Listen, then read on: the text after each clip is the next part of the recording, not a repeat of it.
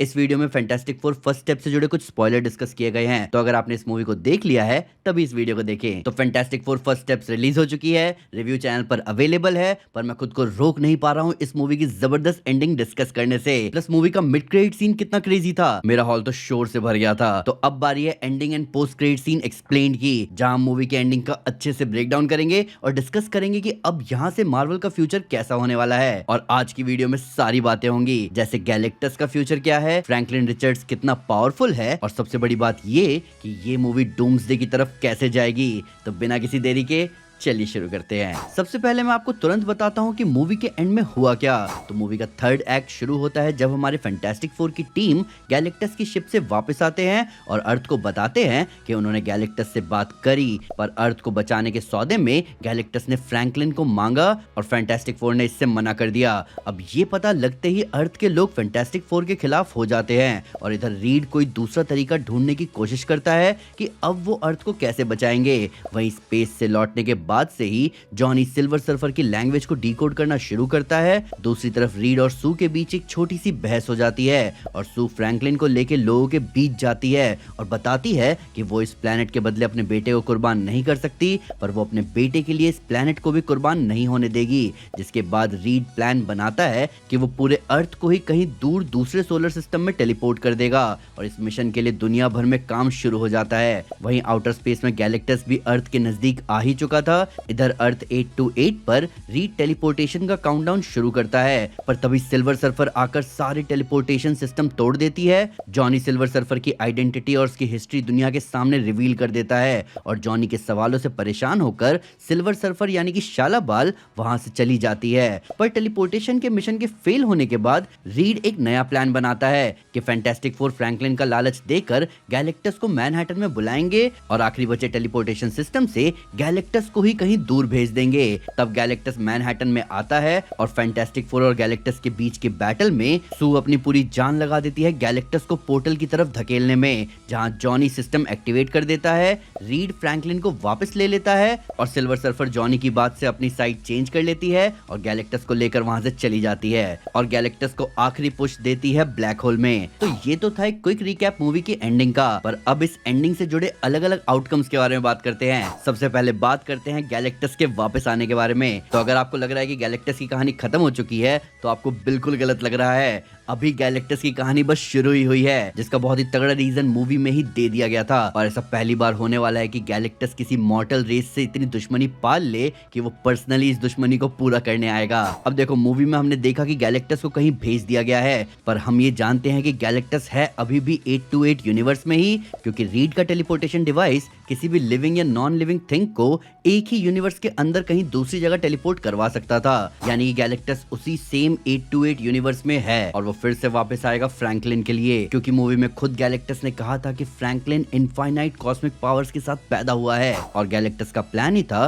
कि जो जिम्मेदारी उसे अभी निभानी पड़ रही है वो सारी जिम्मेदारी गैलेक्टस फ्रैंकलिन पर डाल देना चाहता है, ताकि फ्रैंकलिन नया डिवाउरर ऑफ वर्ल्ड बन जाए और गैलेक्टस यानी कि गैलन को फाइनली इस बिलियंस ऑफ ईयर्स से चलते आ रहे श्राप से छुटकारा मिल जाए। तो अपने इस प्लान को गैलेक्टस इतनी आसानी से तो नहीं छोड़ सकता। वही रीड ने सीधी दुश्मनी मोल ली है गैलेक्टस से उसके इस प्लान को फेल करके। तो फैंटास्टिक फोर के फ्यूचर के एडवेंचर्स में उनका सामना गैलेक्टस से जरूर होगा। तो इसीलिए हमने कहा कि गैलेक्टस की कहानी अभी बाकी है। अब बात करते हैं सबसे पावरफुल बीइंग की। तो दोस्तों, फैंटास्टिक फोर मूवी ने ऑफिशियली मार्वल का मोस्ट ओवरपावर्ड बीइंग दिखा दिया है। एक ऐसा बीइंग जो एब्स्ट्रैक्ट एंटिटी नहीं है, पर तब भी वो इन एब्स्ट्रैक्ट एंटिटी से ज्यादा ओवरपावर्ड है। और ये कोई मैं हवा में बात नहीं कर रहा, मूवी ने इन बातों को स्टैब्लिश किया है। तो ऑब्वियसली यहाँ हम फ्रैंकलिन रिचर्ड्स की बात कर रहे हैं। फ्रैंकलिन रिचर्ड्स के बारे में कई सारे फीट्स अभी से ही दे दिए गए हैं और इस बात में कोई दो राय नहीं है कि जब आपके power level he of the charts हो तो डायलॉग्स को भी फीट्स की तरह लिया जा सकता है। तो मूवी में गैलेक्टस ये मेंशन करता है कि फ्रैंकलिन सू के पेट में होते हुए भी अपनी मर्जी से रीड के मशीन्स और उसके एनालिसिस को फेल कर रहा है। और ये बहुत ही इंसेन बात है, क्योंकि एक वूम में बेबी की कॉन्शियसनेस ज्यादा डेवलप नहीं होती, पर फिर भी फ्रैंकलिन वूम के अंदर से ही चीजों पर असर डाल रहा था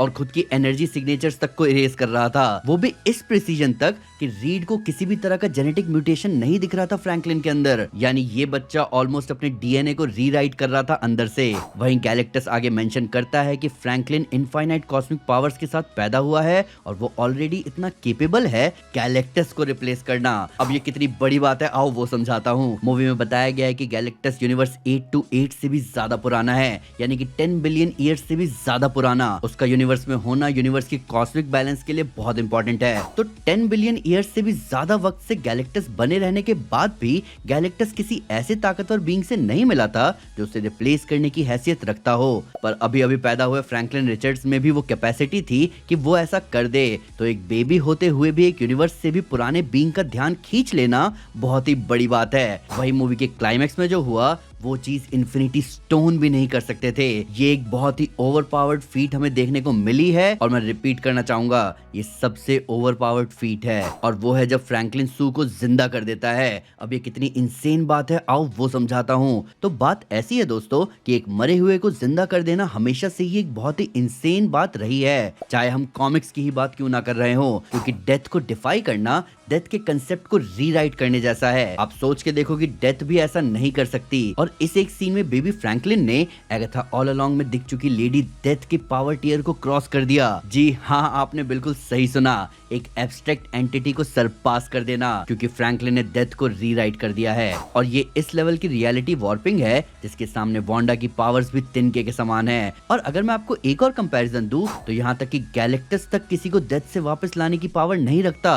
और कॉमिक्स में बताया गया है कि एक फुल्ली फेड गैलेक्टस जब वो अपने एटर्नल हंगर को मिटा दे तब वो लाइफ ब्रिंगर गैलेक्टस बनता है, तभी जाकर वो कुछ ऐसा कर सकता है। तो छोटे फ्रैंकलिन ने एक्चुअली में वो कर दिखाया है जो गैलेक्टस अपने हाईएस्ट फॉर्म में ही कर सकता है। और ध्यान रखना ये सब बस एक कुछ महीने के बच्चे ने किया है। तो क्या इस मूवी के बाद से फ्रैंकलिन अब नया सबसे पावरफुल बीइंग है? मैं हाँ भी कहूंगा और ना भी। हाँ इसलिए क्योंकि ऑफ कोर्स मैंने इतने सारे रीजन दे दिए हैं कि फ्रैंकलिन कितना ओवरपावर्ड है, और ना इसलिए क्योंकि फ्रैंकलिन जैसे बीइंग को सुपर हीरो कह देना फ्रैंकलिन की बेइज्जती करने जैसा हो जाएगा। फ्रैंकलिन को एक कॉस्मिक बीइंग कहना ज्यादा सही होगा। तो अगर हम फ्रैंकलिन की इज्जत करते हुए उसे ऐसे सुपर हीरो शब्दों में ना बांधे तो for the term superhero Sentry ही फिलहाल सबसे पावरफुल है। पर हाँ याद रहे, just for the term not actual power tier. अब बात करते हैं डूम की। अब वीडियो के इस पार्ट में हम बात करेंगे मूवी के मिड क्रेडिट सीन की, जहां हमें डूम आखिरकार दिख ही गया। अब बेशक हमें डूम की झलक ही मिली हो, पर ये छोटा सा सीन हमें काफी सारी बातें बताता है। और इस सीन के बाद से तो मैं यही कहना चाहूंगा